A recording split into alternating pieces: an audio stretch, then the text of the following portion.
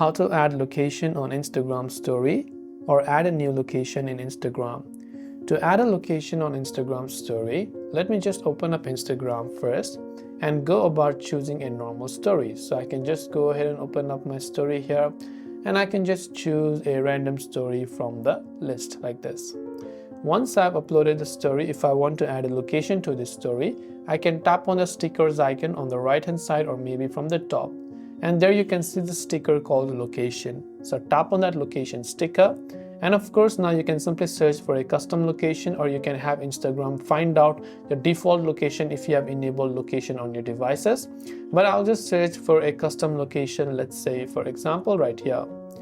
So when I've done that, I can simply search for that particular location, and once I've done it, I can tap on the add location to add that location to my Instagram story.